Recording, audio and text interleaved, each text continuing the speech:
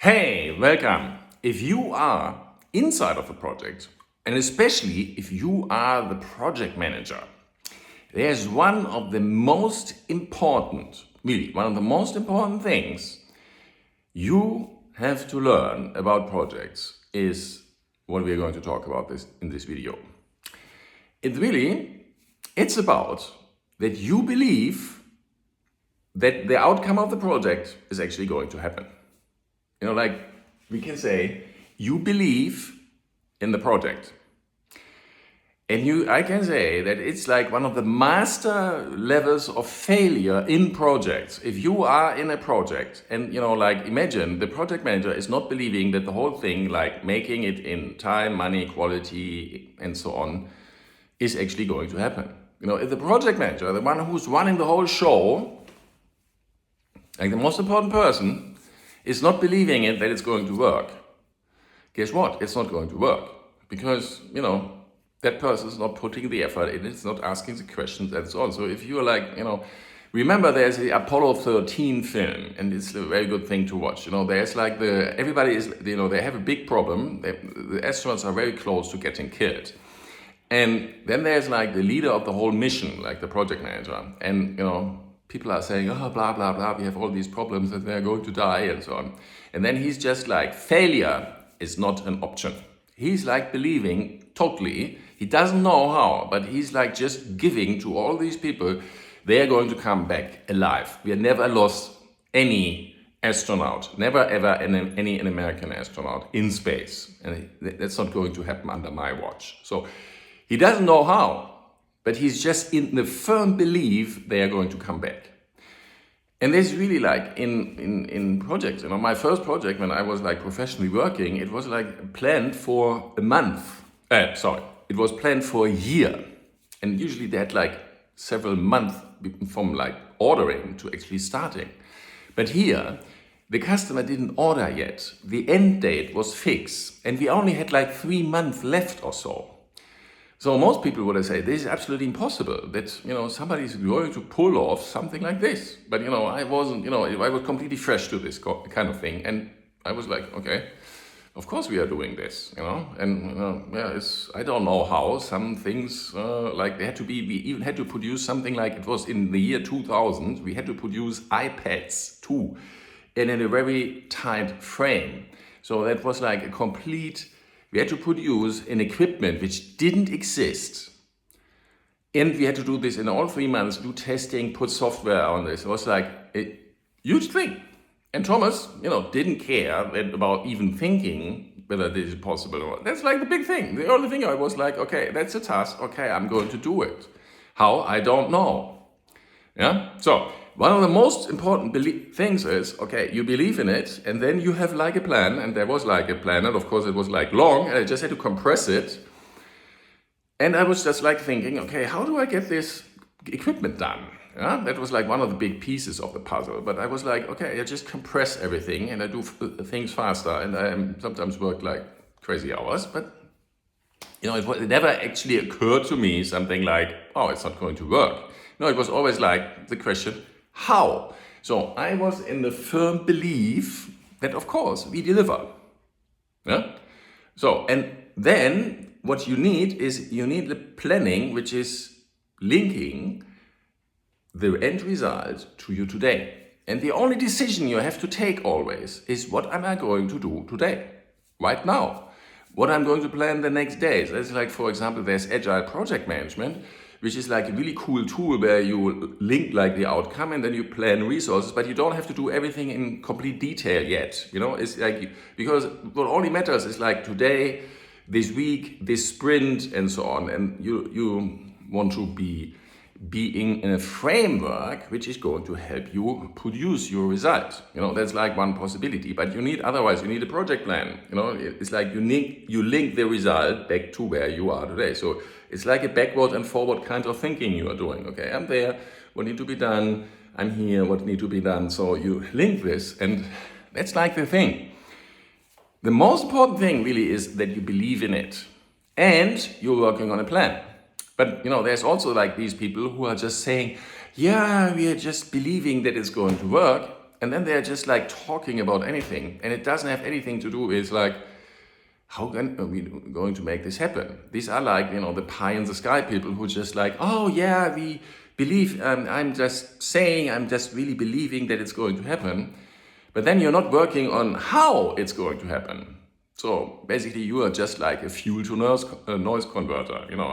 I've seen none of them like the Eurofighter or so, like a jet with an afterburner. They're guzzling fuel, it's making lots of noise, lots of dissipated energy. Really cool, really loud. You are a fuel to noise converter then. A core thing as a project manager, believing and working on this plan, going backward, forward, and so on, like strategizing, finding out what could happen, how many people do I need, how big must the team be, what need to be done, what kind of things are actually crucial. Somebody's doing something only mental work. Do I need some physical stuff? If you want to have like build a house and you say, oh, I'm really believing that the house is built in a month, you need like contractors, you need like somebody who's digging a hole. If you the house is going to be built tomorrow, but there's no hole in the ground yet and nobody like working on it. It's like, okay, you are fuel to noise converter. It's like a thing.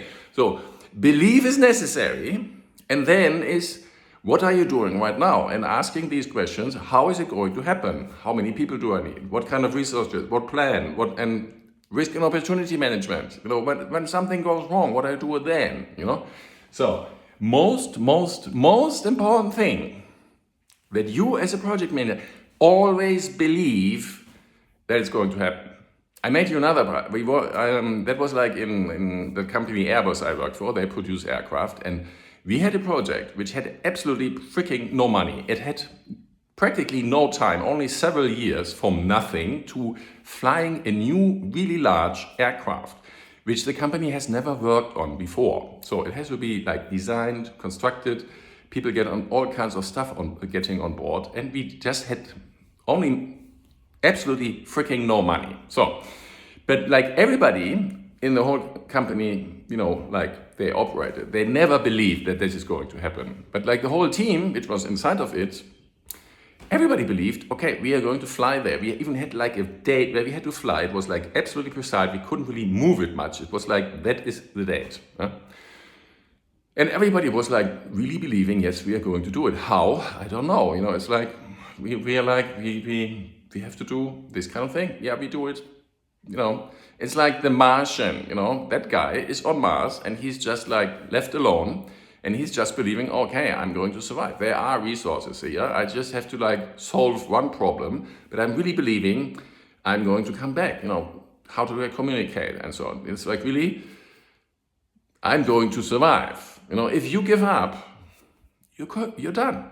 If you are on Mars and you say, oh, I'm going to die anyway, and then you don't do anything, guess what? You die. Because whatever you believe is actually going to happen. Just don't do this like trying to believe that you can fly and jump out of the window.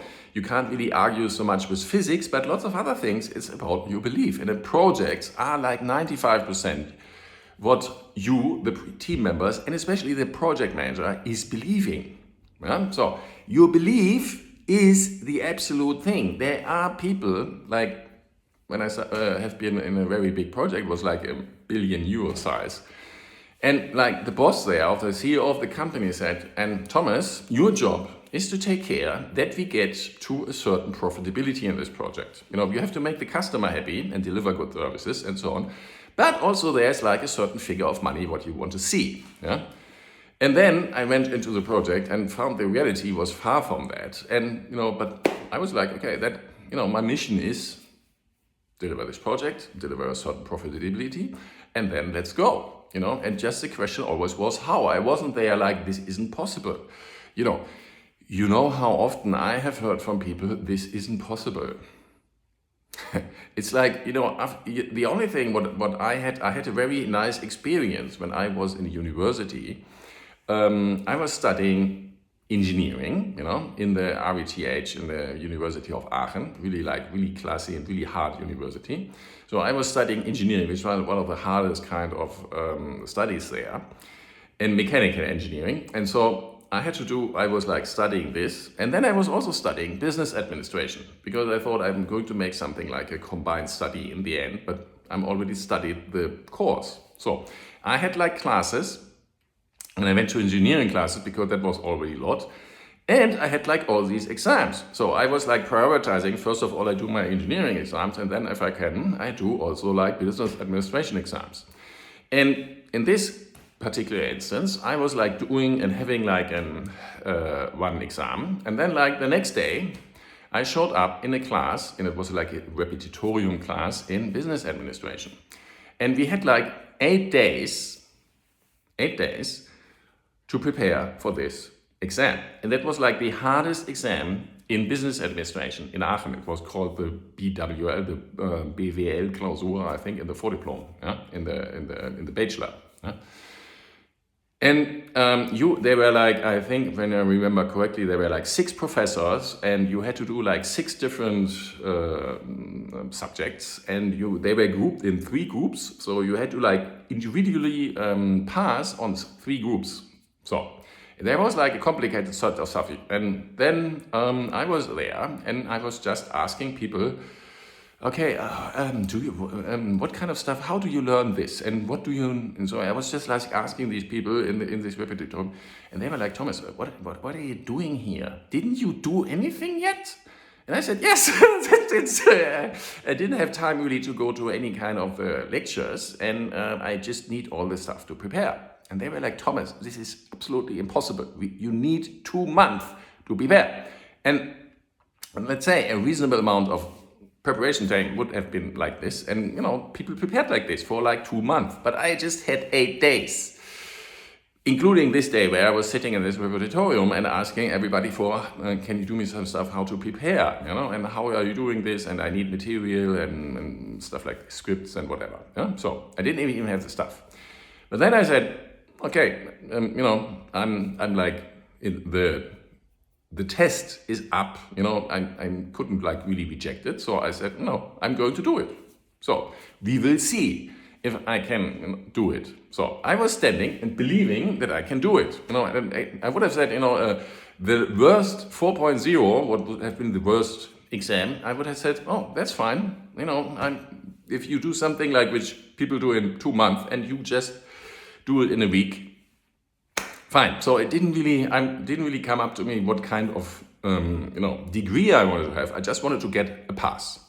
Okay, and then I started, and I said, okay, I'm going to do it. Otherwise, it would have been futile. I would have done better in doing a whole week of vacation. So, but I said, hey, I'm going to do this. And then I was like believing that I can do it. So I was like, I believe, hey, I am there, I pass. Okay, good. And then I made the plan. I was doing like, okay, I have all these subjects, I do like the morning on Monday, I do this subject and the other subject here, and then I'm going to repeat and do all these subjects. And I'm looking for that I have enough, if there's like one batch, that I'm good in at least one of these, and that I'm good enough on any of these batches. That I have already the strategy of, I can be like, if I'm in the first subject, I can't be a little bit worse in this subject, but I have to be good enough to pass the first batch, and so on. So I was like trying to focus to get enough points in all these areas, because some people were like doing it, they're absolutely wonderful in number 1, but they were like not really paying attention to that thing. So they could have had a very good degree, but they failed because they didn't pass one batch. So I was looking, okay, that are like requirements. Let's do this. And then I was sitting like 8 o'clock in the morning, starting to learn. Just had a big stack of pizza at home, like, the deep frozen pizza and stuff. So I was not going out. I was just learning, drinking coffee, and restacked on deep frozen pizza every now and then. But then I was like learning until, let's say, midnight, and, just doing small breaks for eating, changing the subjects and so on. And doing this for the rest of the time, and then going to the exam saying, okay, well, I definitely have now a good overview about all the subjects. And guess what? I passed. I even had I had like a 2 point something degree, I think. It was it was actually a quite good degree. Why? Because, one advantage I had, all these other guys in the end of 2 month preparation period, they are focusing on all the nitty gritty details of all the subjects. I were, like if it was too detailed, I was skipping it. I was saying I have to focus in each subject on like the basic things.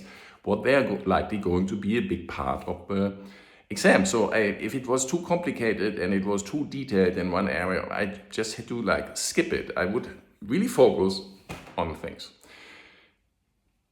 And the people who like study the thing in like 2 months, they do all that kind of stuff in the beginning, and then they are just like probably just doing too much on the details. And of course you have to like recycle and go back.